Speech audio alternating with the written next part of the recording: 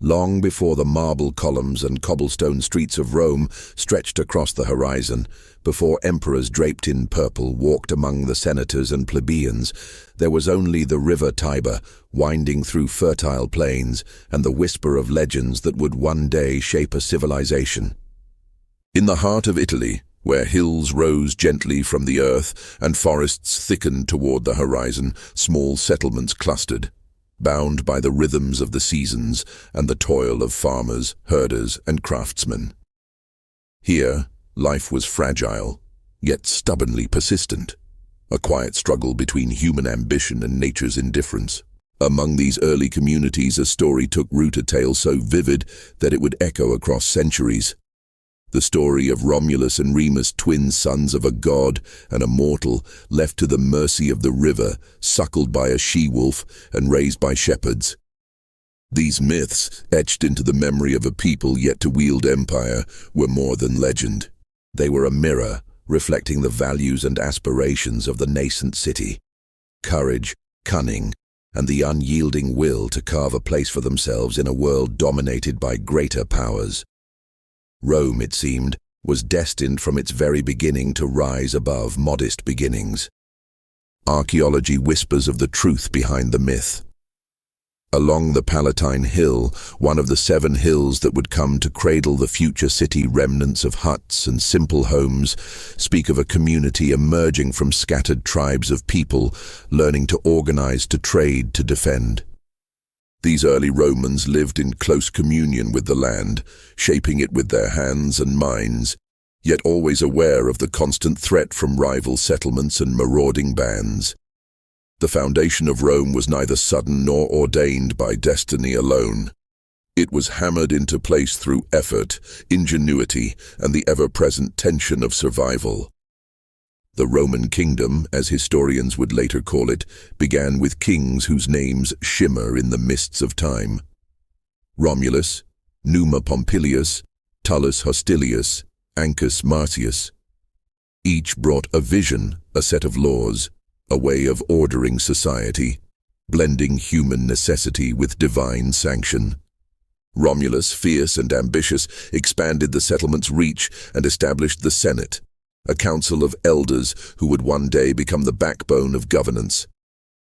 Numa Pompilius, the second king, brought piety and law, instituting rituals and religious offices that tethered the people to the gods, ensuring that divine favor accompanied human enterprise. Tullus Hostilius embodied martial vigor, pressing Rome into conflicts with neighboring cities and consolidating its dominance, while Ancus Marcius bridged war and ritual, blending expansion with tradition. These kings, whether steeped in history or legend, laid the foundations not just of a city, but of a culture that revered order, valor, and the interplay between mortal ambition and divine will.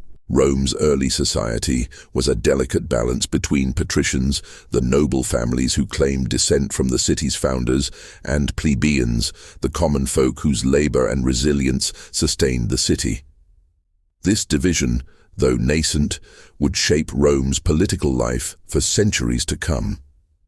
Temples rose beside homes, markets bustled along narrow paths, and the Forum became the heart of civic engagement, a space where disputes were heard, alliances formed, and the pulse of the city measured in words and gestures. Religion, law, and social hierarchy intertwined, creating a framework in which Rome could grow, adapt, and endure. As Rome expanded, absorbing neighboring villages and exerting influence over the surrounding plains, its military prowess became a defining characteristic. Early legions were small and disciplined, yet their reputation for loyalty and tactical skill spread beyond the hills of Latium. Rome learned to combine strength with strategy, diplomacy with intimidation, and in this crucible of ambition, the city-state began to outshine its rivals. Wars were frequent, not only for territory but for prestige, each victory reinforcing the belief that Rome was protected by the gods and destined for greatness. Trade and cultural exchange also shaped early Rome, connecting it to the Etruscans to the north the Greeks to the south, and even distant peoples across the Mediterranean. Architecture, religious practices, and even clothing bore the imprint of these interactions, as Rome absorbed the knowledge and techniques of those it encountered, adapting and improving upon them. The city became a hub, a place where ideas mingled with ambition, and where the promise of empire was seeded in both myth and reality. Yet even as Rome grew, tensions simmered beneath the surface. Ambition bred rivalry, and the delicate balance of power between the king, the Senate, and the people was constantly tested. These early struggles, though seemingly minor in comparison to the epic conflicts of later centuries, shaped a political consciousness that would define Roman governance. Debate, negotiation, and sometimes outright conflict became the mechanisms by which Rome learned to channel ambition, ensuring that no single individual could easily dominate the destiny of the city. Through myth, law, war, and diplomacy, the Romans of the Kingdom era laid a foundation that would carry them from a cluster of huts on the Palatine to the heart of an empire that would one day stretch across continents. The story of Rome is, in many ways, the story of humanity's desire to rise above circumstance, to forge order from chaos, and to leave a mark upon the world that endures beyond the limits of a single lifetime. And so, as the Tiber flowed endlessly past the young city, carrying both legend and history in its waters, Rome stood on the cusp of transformation, ready to evolve from a kingdom into a republic, and from a republic into an empire that would redefine the ancient world.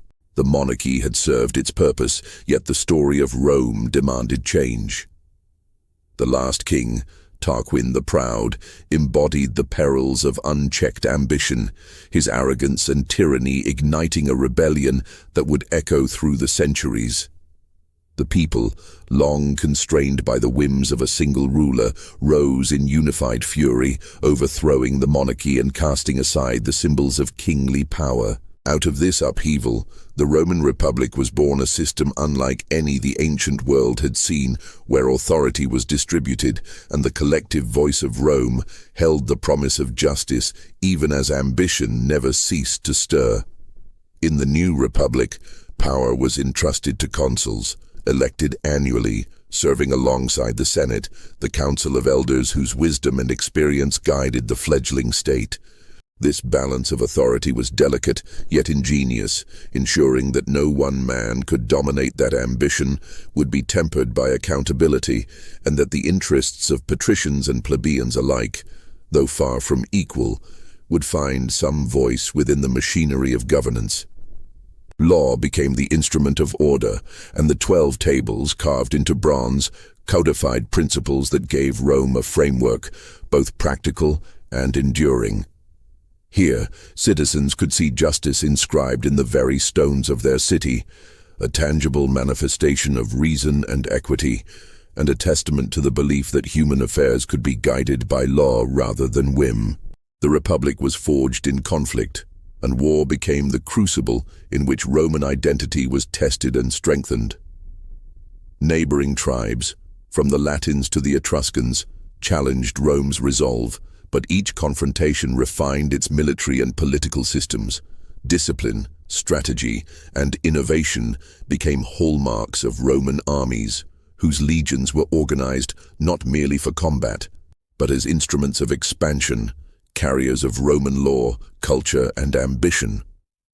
The city that had once been a cluster of huts now projected its power across the surrounding lands, transforming villages into allies, rivals into tributaries, and enemies into cautionary tales.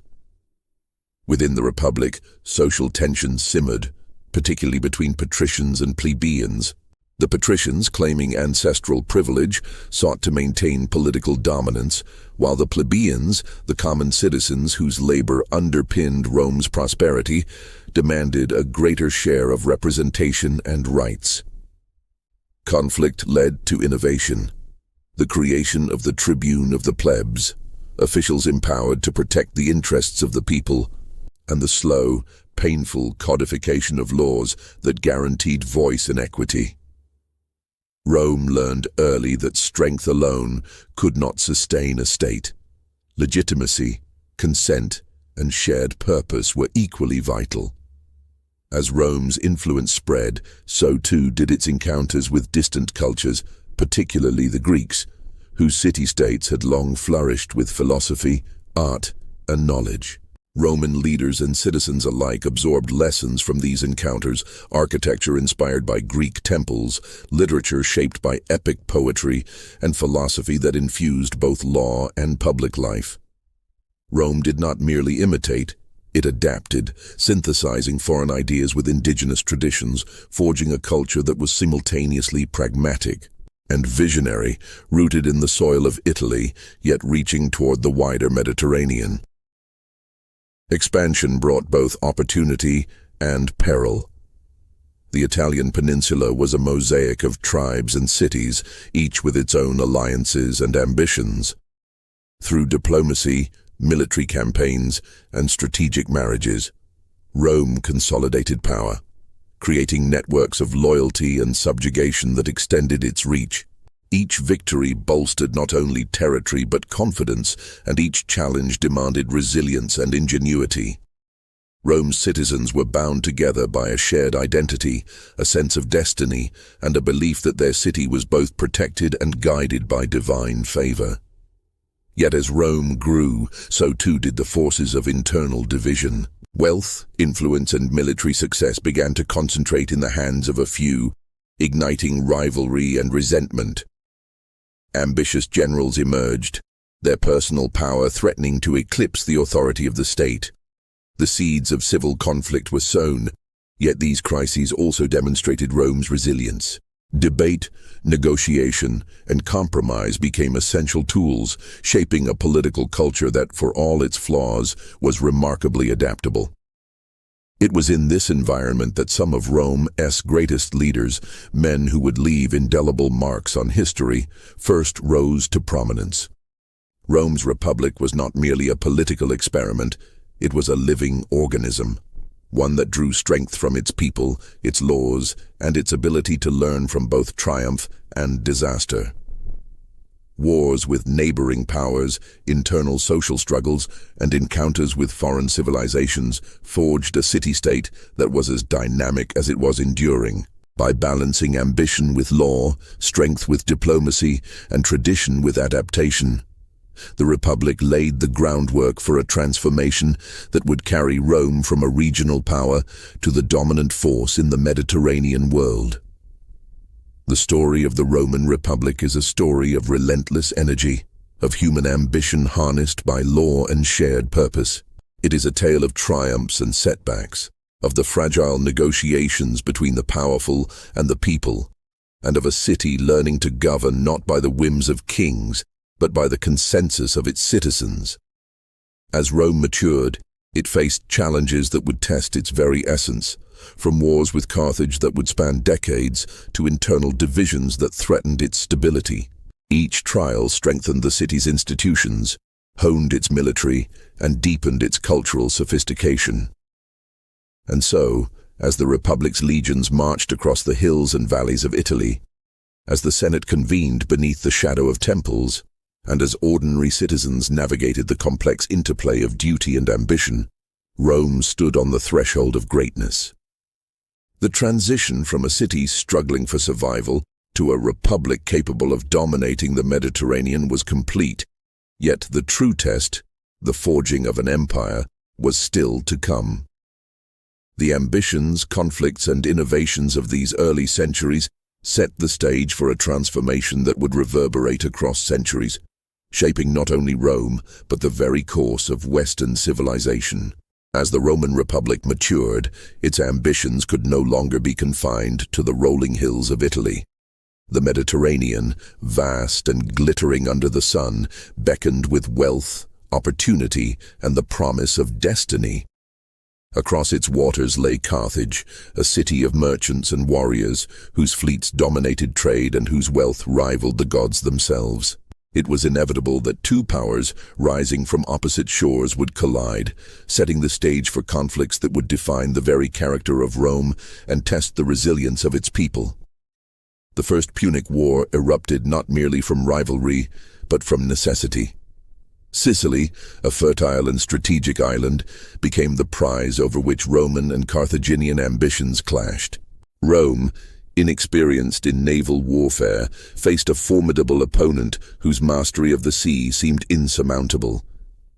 Yet the Romans adapted with relentless ingenuity, constructing fleets and devising tactics that allowed them to challenge Carthage on its own waters. Boarding bridges and disciplined legions turned naval battles into extensions of land combat, a testament to Roman creativity and determination. Victory came at great cost, each ship sunk and each soldier fallen, a reminder that greatness demanded sacrifice. By the war's end, Rome had gained Sicily, marking its first province beyond the Italian peninsula, and with it, the realization that its destiny was bound to the Mediterranean itself. But the struggle with Carthage had only begun. Hannibal Barca, the brilliant Carthaginian general, would ignite the Second Punic War, a conflict that would shake Rome to its foundations. Crossing the Alps with elephants and an army forged in relentless discipline, Hannibal entered Italy as a storm upon the land. Roman generals scrambled to respond, facing ambushes and defeats that threatened to unravel the Republic. Yet Rome's strength lay not only in its armies, but in its ability to endure, to adapt, and to learn from catastrophe. The people rallied behind leaders like Fabius Maximus, who practiced patience and strategy, avoiding direct confrontation while wearing down the enemy, showing that Rome's resilience was as formidable as any weapon. The war stretched across decades, testing alliances, economies, and the very spirit of Rome. From the fields of Cannae, where thousands fell beneath Hannibal's tactics, to the distant shores of Spain and Africa, Roman legions pushed back with relentless determination. Scipio Africanus, rising from obscurity to command, would eventually carry the fight to Carthage itself, defeating Hannibal on foreign soil and ensuring that Rome emerged not merely victorious but dominant. The Second Punic War demonstrated Rome's capacity to endure, to combine innovation with discipline, and to transform near defeat into triumph, forging a confidence that would propel it toward empire. The Third Punic War, though brief, was the culmination of Rome's confrontation with Carthage. Where once diplomacy and negotiation had sufficed, now total destruction became policy. Carthage was razed, its people enslaved, its lands absorbed, and Rome stood unchallenged as the master of the Western Mediterranean. Yet conquest alone did not define Rome. Alongside military triumphs came administrative challenges: how to govern distant territories, how to integrate diverse peoples, and how to balance wealth and power within a republic still founded on shared civic responsibility. The lessons learned in Sicily, Spain, and North Africa would shape Rome's approach to empire for centuries. It was in this period that Rome's culture and identity began to crystallize. Exposure to foreign civilizations, the art of the Greeks, the engineering of the Etruscans, the wealth and sophistication of Carthage, infused Roman society with new ideas and ambitions. Architecture rose from marble and stone. Theaters and forums became centers of civic life, and the ideals of law, duty, and honor were codified not just in statutes, but in the collective imagination of the people. Rome was no longer a city-state. It was a civilization poised to dominate, confident in its power and relentless in its pursuit of greatness. Yet expansion carried new challenges. The influx of wealth from conquered lands widened the gap between rich and poor, stirred ambition among generals, and introduced new strains into the republican system.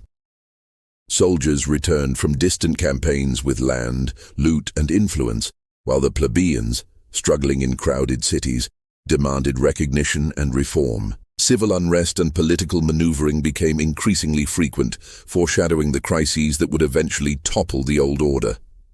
Rome's genius lay in its ability to absorb these pressures, to adapt, and to channel them into structures that preserved the Republic even as it strained under the weight of empire. Through the Punic Wars, Rome transformed from a regional power into the dominant force in the Western Mediterranean. Its legions were unmatched, its leaders tested and refined, and its people united by a sense of shared destiny. The Republic had endured near annihilation, and in doing so it demonstrated a principle that would define Roman civilization. Resilience is the foundation of greatness, and every challenge, no matter how formidable, is an opportunity to assert strength, intelligence, and purpose. As the Mediterranean settled under Roman control, the city turned inward even as it gazed outward. Internal tensions, social reforms, and the ambitions of powerful men would soon dominate its story. The Republic had proven its might against foreign enemies, but the battles to come would be as much within the heart of Rome as upon distant shores. Ambition, envy, and the allure of personal power set the stage for civil wars that would forever alter the trajectory of the city. The victories of the Punic Wars had secured Rome's place in history, yet they also illuminated a new truth. Power, once tasted, must be wielded wisely, for unchecked ambition could be as destructive as any enemy army.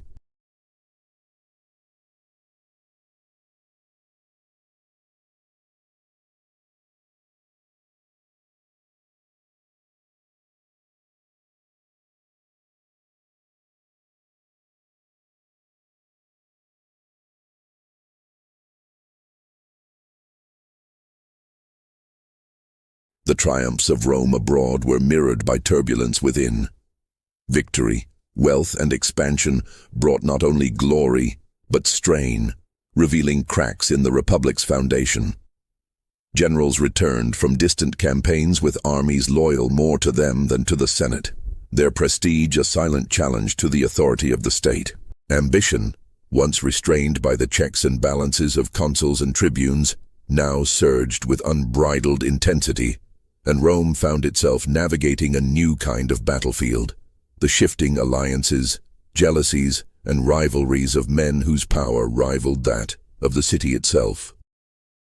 The seeds of civil war sprouted from social inequality, economic strain, and political corruption. The rich, enriched by the spoils of conquest, amassed estates worked by slaves and impoverished peasants, while the plebeians crowded the streets of Rome, their voices growing louder, their grievances more urgent. Reformers like the Gracchi brothers sought to redress this imbalance, advocating for land redistribution, debt relief, and the protection of the common people. Their boldness sparked fury among the elite, and both brothers met violent ends, their deaths a chilling reminder that reform in Rome carried mortal risk. Yet their vision endured, planting ideas that would shape the Republic's future and inflame the passions of men who would soon seek power through arms rather than rhetoric. Ambitious generals rose to prominence, wielding armies as instruments of influence. Marius, Sulla, and their contemporaries reshaped the Republic's political and military structures, transforming loyalty from the state to the individual commander. The very legions that had carried Rome to victory against foreign foes now became tools of domestic power struggles. Rome teetered on the brink of chaos, its laws strained, its traditions tested, as the Republic wrestled with the tension between shared governance and personal ambition. Civil war was no longer a distant threat. It was an imminent reality, and the city itself became a stage for contests that would decide its destiny. Amid this turmoil rose one figure whose name would echo through history with unparalleled resonance: Gaius Julius Caesar. Born into a patrician family that had known both influence and hardship, Caesar possessed ambition, intellect, and charisma in equal measure. He understood Rome not merely as a city, but as a web of people, institutions, and traditions, each susceptible to both loyalty and manipulation. Through cunning alliances, political maneuvering, and extraordinary military prowess, he began to navigate the dangerous currents of a republic in crisis. ever aware that one misstep could mean exile or death. Caesar's campaigns in Gaul showcased his genius, transforming distant lands into theaters of conquest and diplomacy. The legions, disciplined and fiercely loyal, marched through forests and rivers, encountering tribes and cultures whose resistance tested every strategic instinct. Siege, ambush, and open battle became his instruments, and with each victory, his fame and his influence grew. Letters sent back to Rome, carefully crafted and disseminated, portrayed him as both hero and servant of the Republic, even as whispers of personal ambition spread through the Senate. Rome watched, fascinated and wary, as one man's vision and skill began to reshape the world around them. The crossing of the Rubicon marked the irrevocable turning point. With legions at his back, Caesar stepped into Italy, declaring that there could be no retreat, no compromise. The Republic faced civil war, a struggle that would test loyalty, courage, and the very principles upon which the city had been built. Pompey, once an ally, now stood as his adversary, commanding forces in defense of the Senate and the old order. Italy became a theater of battle, as Roman against Roman clashed, brother against brother, each engagement carrying the weight of history and destiny. Victory was decisive, but it came with consequence. Caesar emerged not merely as a general, but as a ruler, wielding power that challenged centuries of republican tradition. Reforms followed. The calendar reorganized, governance centralized, and the city itself transformed, monuments rising to commemorate triumphs and achievements. Yet the shadow of ambition, of concentrated authority, loomed large. Senators, fearful that Caesar sought kingship in all but name, conspired to remove him, their act a mixture of desperation and conviction. On the Ides of March, in the heart of Rome, Caesar fell, stabbed by hands once sworn to loyalty, his death a violent punctuation in a story of ambition, power, and destiny. The Republic teetered once more. Civil wars erupted, alliances shifted, and Rome's streets ran with the echo of betrayal and vengeance. Yet through chaos the city endured, its institutions, culture, and people demonstrating a resilience forged in centuries of struggle. From the ruins of assassination and conflict rose new figures, Octavian, Antony, and Lepidus, whose contests would finally end the long experiment of shared rule. Rome, tested by ambition, crisis, and blood, approached the moment when the Republic would give way to empire, and the name of Caesar would live on, not only in memory, but in the transformation of a civilization itself. The rise of Julius Caesar, his extraordinary campaigns, and the civil wars that followed were more than historical events. They were the crucible in which Rome's identity was reforged. Ambition and loyalty, genius and envy, strategy and destiny all intertwined, shaping a path from a republic struggling to survive to an empire destined to endure across continents and centuries.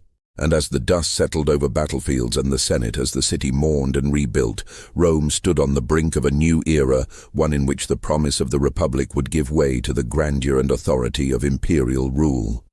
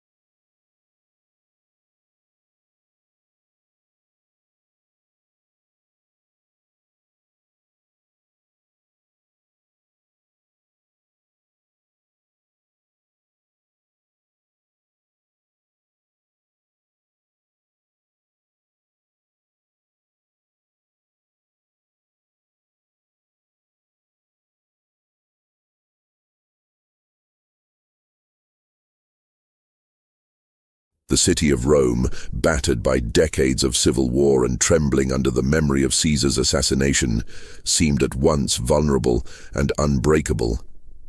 Power, like a river, sought the path of least resistance, and into this turbulent current stepped Octavian, later known as Augustus, Caesar's adopted heir. He was young, shrewd, and unassuming in appearance, yet beneath that calm exterior lay a mind capable of extraordinary strategy, patience, and vision. Rome's fate would soon hinge on his ability to navigate a world where alliances shifted like sand, where loyalty was a commodity, and where the ghosts of ambition haunted every corner of the city. Octavian's rise was a masterpiece of subtlety and perception. He presented himself as the humble son of a beloved leader, a man devoted to preserving the Republic while secretly consolidating power beyond any rival's grasp. With careful alliances, most notably with Mark Antony and Lepidus, he formed the Second Triumvirate, a partnership that allowed him to eliminate enemies and secure his position. Proscriptions and battles followed, dark chapters in which the city's streets were stained with the blood of former senators and adversaries. Yet in these ruthless measures lay the calculated foundation of a new Rome, one that would be unified, disciplined, and poised for transformation. The conflict between Octavian and Mark Antony, entwined with the legendary Cleopatra of Egypt, became both political and personal. The Mediterranean itself became a stage for confrontation, fleets clashing at Actium as Octavian's strategy and discipline overcame Antony's audacity and the seductive allure of Egypt's queen. Victory at sea secured Octavian's supremacy, and the world that had once been divided by civil war now bowed to a single authority. Yet it was not through domination alone that he would forge the empire, but through a genius for perception, symbolism, and the careful balance of power. In 27 BCE, Octavian assumed the title Augustus, the Revered One, a name that conveyed not merely authority, but sacred legitimacy. The Republic, though still nominally in place, had been transformed. Augustus did not proclaim himself king. He presented an empire that was Roman in every aspect, respectful of tradition, yet centralized under his guidance. The Senate continued to convene, magistrates held office, and citizens retained the appearance of self-governance. But the real power rested in the hands of Augustus, whose vision for Rome extended far beyond the city walls. He was both emperor and architect, engineer and lawgiver, ruler and patron, shaping an empire that would endure in structure, culture, and spirit for centuries. Augustus's reign marked the beginning of the Pax Romana, a period of relative peace, stability, and prosperity that stretched across the Mediterranean and into Europe, Asia, and Africa. Roads were built that connected distant provinces, enabling trade, communication, and military movement with unprecedented efficiency. Cities blossomed under Roman planning, theaters and amphitheaters rose as centers of culture, and monumental architecture celebrated both the glory of Rome and the divine sanction of its ruler. The legions, now loyal to the emperor rather than the Senate alone, secured borders against barbarian incursions and rebellion, projecting Roman order far beyond the city itself. Culture, law, and administration flourished under Augustus. Roman citizenship was extended, legal codes refined, and the arts patronized with an eye toward legacy. Poets, historians, and architects contributed to a civilization that was self-aware, ambitious, and deeply conscious of its place in history. Myth and history intertwined, as Augustus promoted a narrative linking himself to the divine and to Rome's legendary past. He understood that empire was as much about ideas, symbols, and belief as it was about armies and conquest, and he wielded this understanding with subtlety and precision. Yet even as the empire expanded and stabilized, challenges remained. Provinces resisted integration, cultural differences tested unity, and the balance between authority and freedom required constant vigilance. Augustus, in his wisdom, combined coercion with incentive, establishing a system of governance that allowed local elites to maintain influence while remaining loyal to Rome. Taxes, military obligations, and civic responsibilities were codified, creating a network of interdependence that strengthened loyalty and efficiency. The empire became an organism, with each province contributing to its vitality and each citizen bound to its survival. By the end of Augustus's reign, Rome had been transformed from a city of ambition and civil conflict into an empire of unprecedented scale and influence. Its reach extended across continents. Its culture and law molded the lives of millions, and its legacy was cemented in stone, literature, and the very consciousness of its people.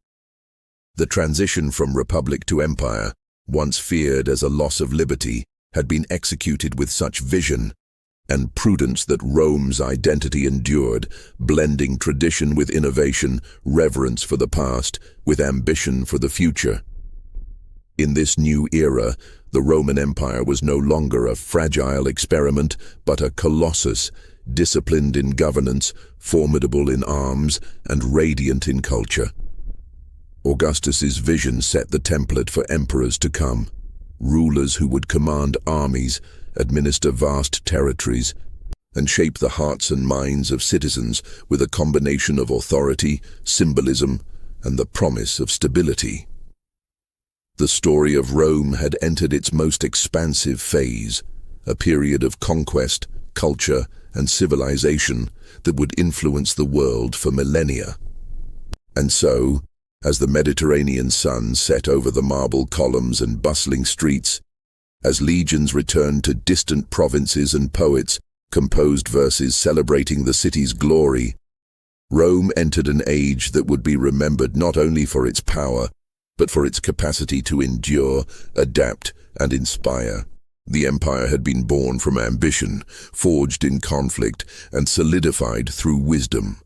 A civilization destined to echo across history and myth alike, its story far from complete, yet already monumental in its scope and influence.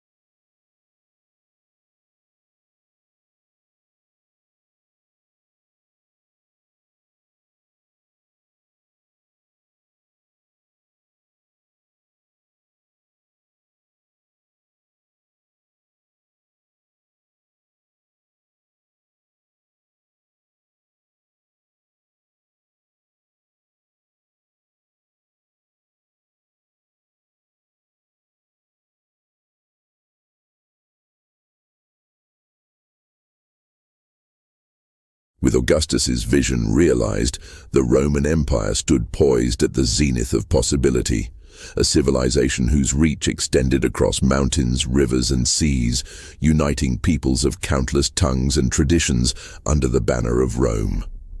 The emperors who followed inherited both a city of marble and a world of ambition, a realm that demanded both careful governance and relentless expansion. Power was now absolute in its centralization, yet tempered by the lessons of history. Unchecked tyranny could provoke rebellion, while neglect could invite chaos. Rome, in this era, became both a beacon and a crucible, its emperors shaping destiny through war, diplomacy, and patronage of culture. Tiberius, Augustus's successor, carried the weight of expectation and the shadow of a founder who had set standards impossible to ignore. His rule, cautious and measured, reflected both the continuity and tension of imperial governance. Under him, the empire's borders were defended with discipline, ensuring that the legions remained vigilant against incursions along the Rhine and Danube, while provinces continued to provide resources, soldiers, and tribute. Rome's machinery of administration grew ever more sophisticated, with governors, bureaucrats, and local elites bound into a network that maintained order and allowed the emperor's will to radiate outward across the vast territories. The Julio-Claudian dynasty that followed produced rulers of extraordinary contrast. Caligula, whose cruelty and eccentricity became legend. Claudius, a scholar king who expanded the empire into Britain and improved its bureaucracy. And Nero, whose reign of excess and tyranny left a mark of fear and fascination. Yet even amid scandal, misrule, and assassination, Rome endured. Its institutions, culture, and military were resilient, absorbing shocks and adapting to circumstances, a testament to the empire's extraordinary design. Each emperor, whether revered or reviled, left imprints upon the city's landscape, its laws, and its collective memory, shaping a civilization that balanced awe with caution, ambition with pragmatism. Beyond the politics of Rome itself, the empire flourished in every realm of human endeavor. Roads, aqueducts, and monumental architecture transformed the urban and rural landscape, a network that facilitated trade, movement, and communication at a scale unprecedented in the ancient world. Cities blossomed across the provinces, from Carthage to Alexandria, from Antioch to Londinium, blending local culture with Roman engineering, law, and organization. Public baths, amphitheaters, and temples became centers not only of utility but of spectacle, reflecting the values and ambitions of a civilization that prized order, culture, and the celebration of power. Rome's military remained the engine of its expansion and stability. Legions, disciplined and formidable, patrolled frontiers, suppressed revolts, and ventured into lands that were for centuries unknown to the Roman imagination. From the deserts of Mesopotamia to the forests of Germania, from the hills of Hispania to the coasts of Britannia, the Roman army enforced law, collected tribute, and brought the distant provinces into a web of loyalty and dependence. Military strategy, logistics, and engineering became as essential to Rome's success as the loyalty of its citizens, reflecting a civilization that understood power as both practical and symbolic. Culture, law, and knowledge flourished alongside conquest. Roman literature, philosophy, and historiography achieved heights that resonated with elegance, insight, and moral reflection. Poets such as Virgil, Horace, and Ovid shaped the Roman imagination, weaving myth, history, and ideology into stories that both celebrated and instructed. Law, codified and refined, provided a framework that extended across provinces, offering stability, clarity, and a sense of fairness that underpinned loyalty and governance. Religion, both traditional and adapted, provided continuity and legitimacy, linking emperors to the divine while reinforcing the values that bound the empire together. Yet even in this era of grandeur, Rome faced constant challenges. Rebellions simmered on distant frontiers, political intrigue threatened stability at the heart of the city, and the sheer scale of the empire tested the limits of administration. Emperors had to balance authority with diplomacy, enforcement with conciliation, and ambition with prudence. It was a delicate equilibrium, one maintained through vigilance, adaptability, and the careful cultivation of loyalty among soldiers, governors, and citizens alike. This period of imperial flourishing also saw the intertwining of myth and reality, as emperors used legend, architecture, and ceremony to shape perception and authority. Rome became a civilization conscious of its image, its narrative carefully curated to reflect grandeur, legitimacy, and destiny. Triumphs celebrated victories, monuments immortalized rulers, and literature wove stories that connected Rome to the divine, to its legendary. Even the mightiest empire carries within it the seeds of vulnerability. Rome, resplendent in marble and glory, disciplined in law and warfare, could not escape the pressures that accompany vast dominion. By the 3rd century CE, the rhythms of empire were strained by forces both visible and subtle, internal and external, testing the resilience of institutions that had endured for centuries. Political instability festered at the heart of the state, while economic pressures, social unrest, and the relentless pressure of barbarian incursions revealed that even Rome's grandeur had limits. The emperors of this era faced a world transformed. Soldiers, once loyal to the Republic and later to Augustus, now wielded power as kingmakers, elevating rulers to the purple and discarding them with alarming speed. Civil wars erupted with regularity, and the throne became a prize contested by ambition, fear, and intrigue. In a few decades, Rome witnessed dozens of emperors rise and fall, many meeting violent ends. The city that had once symbolized permanence and order now trembled under the weight of uncertainty, its leadership fractured, and its institutions challenged at every turn. Economic strain compounded the political chaos. The vast expenditures required to maintain legions, fortifications, and public works weighed heavily upon the treasury. Trade networks, once efficient and expansive, faltered under piracy and instability. Agriculture, the backbone of Rome's sustenance, suffered from overuse, neglect, and the displacement of free citizens by enslaved labor. Inflation soared, coinage devalued, and the wealth that had once symbolized Roman dominance became both a target and a liability. Prosperity, long a pillar of imperial legitimacy, now required careful management, lest it vanish beneath the strain of misrule and misfortune. Amid these challenges, the empire faced a relentless external threat. The barbarians, Germanic tribes along the Rhine and Danube, the Sassanid Persians to the east, and various nomadic groups tested Rome's defenses with raids, incursions, and full-scale invasions. The legions, though disciplined, were stretched across thousands of miles of borders, forced to defend a realm that seemed as much a burden as a blessing. Each campaign, whether victorious or costly, reinforced the paradox of Rome. Strength invited challenge, and every victory demanded vigilance against the next threat.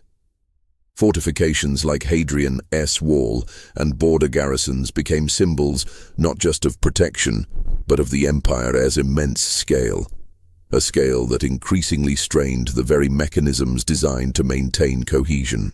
Yet even amid crisis, Rome adapted. Reforms attempted to stabilize governance, military command, and taxation, and emperors sought to reassert authority through law, propaganda, and ritual. Diocletian and Constantine, in particular, reimagined the structure of the empire, dividing administration, codifying law, and promoting the emperor as a figure of sacred authority. Constantine's embrace of Christianity transformed the spiritual and cultural fabric of the empire, offering a new ideological foundation even as political unity was tested. Rome's story became not merely one of conquest, but of survival, adaptation, and reinvention, a civilization learning to navigate challenges beyond anything its founders could have imagined. The social fabric of the empire shifted as well. Urban centers swelled with migrants seeking safety, trade, or opportunity, while the traditional aristocracy faced challenges from provincial elites and new sources of wealth. Slavery remained central, yet the integration of conquered peoples, the spread of Christianity, and the pressures of taxation created a dynamic society in which old hierarchies were tested and transformed. Cultural and religious life, once unified under pagan ritual, now accommodated a diversity of beliefs and practices, reflecting the complexity of a civilization that had grown far beyond the boundaries of its origin. Through centuries of crisis, Rome's resilience was remarkable. Institutions, though strained, endured. The legions, though stretched, continued to defend the empire. Culture, law, and architecture persisted as beacons of identity. Yet the challenges foreshadowed an inevitable transformation.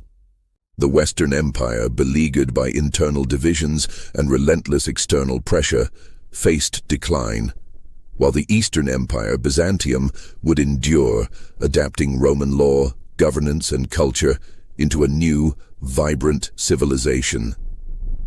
The narrative of Rome was no longer merely one of conquest. It had become a story of survival, adaptation, and the intricate interplay of human ambition, leadership, and circumstance. As Rome confronted invasion, civil unrest, and economic strain, it became clear that the empire's greatest battles were not only on distant frontiers, but within its own heart. Political fragmentation, social upheaval, and the relentless pressures of empire demanded new solutions, new visions, and new forms of governance. Transformation was inevitable, and from these crises emerged patterns that would shape the next era. Decentralization of power, redefinition of imperial authority, and the fusion of Roman tradition with emerging cultural and religious forces. In this crucible, the Western Empire faltered, its cities sacked, its legions overrun, its leaders struggling to maintain control. Yet the story of Rome did not end with collapse. The Eastern Empire preserved its heritage, laws, and culture, carrying forward the essence of Roman civilization into a new epoch. Rome's narrative, the Western Roman Empire, once unassailable in its might and brilliance, now faced the relentless march of time, ambition, and fate. Centuries of conquest and governance had stretched its resources to the breaking point, and the structures that had once provided stability were strained under the weight of internal decay and external pressure. Invasions by the Visigoths, Vandals, and Ostrogoths tore at the fabric of society, while ambitious generals, weakened emperors, and a faltering economy accelerated the unraveling of a civilization that had once commanded continents. Rome, the Eternal City, was besieged not only by armies, but by the erosion of the very principles that had sustained it. The sack of Rome by the Visigoths in 410 CE, led by Alaric, shocked the world. The city that had symbolized invincibility, law, and order now trembled beneath foreign boots. Temples, forums, and palaces bore witness to fire and plunder. Yet the spirit of the Roman people endured. Citizens fled, armies regrouped, and in the chaos, the question of identity emerged. What does it mean to be Roman when the city itself is no longer the center of power? This crisis was repeated in 455 CE when the Vandals swept through, leaving destruction in their wake. And each invasion underscored a stark reality. The Western Empire could no longer withstand the combined pressures of misrule, economic strain, and relentless external assault. Yet even in decline, Rome's ingenuity and resilience were evident. The Eastern Empire, seated in Constantinople, had learned from the mistakes of its Western counterpart. By fortifying its borders, reorganizing administration, and integrating diverse populations, it preserved the essence of Roman governance, law, and culture. The Byzantine Empire, as it would later be called, became the heir to Rome's legacy, maintaining trade networks, codifying law under rulers like Justinian, and defending the Eastern Mediterranean against both Persians and later Arab invaders. While the West fell into fragmentation, the East endured, a living repository of Roman civilization that carried forward the ideas, structures, and cultural achievements of its predecessor. In the West, the fall was not instantaneous but gradual, a cascading series of defeats, usurpations, and settlements that reshaped Europe. Germanic kingdoms established footholds, adopting Roman infrastructure, law, and religion while asserting autonomy. Cities shrank, trade networks contracted, and governance shifted from centralized authority to localized rule. Yet even in this transformation, Rome's imprint remained. Roads and aqueducts continued to function. Latin endured as a language of law and religion, and Roman traditions permeated the emerging kingdoms of Europe. Civilization did not vanish. It evolved, guided by the structures and legacies of Rome, even as the political entity that had birthed it faded from prominence. Christianity, long a persecuted faith, now became a defining force in shaping the post-Roman world. The Church preserved literacy, codified knowledge, and offered moral and spiritual continuity as the institutions of empire faltered. Bishops, councils, and monasteries became the guardians of culture, maintaining the continuity of thought, law, and social organization that had defined Roman civilization.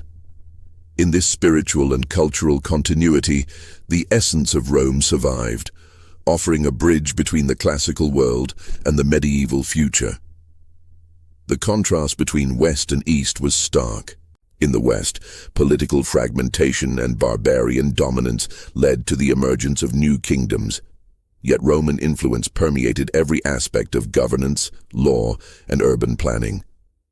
In the East, Constantinople stood as a beacon of continuity, its walls, palaces, and institutions reflecting centuries of Roman experience. Emperors ruled with both authority and ritual, blending Roman law with Christian legitimacy, while armies defended borders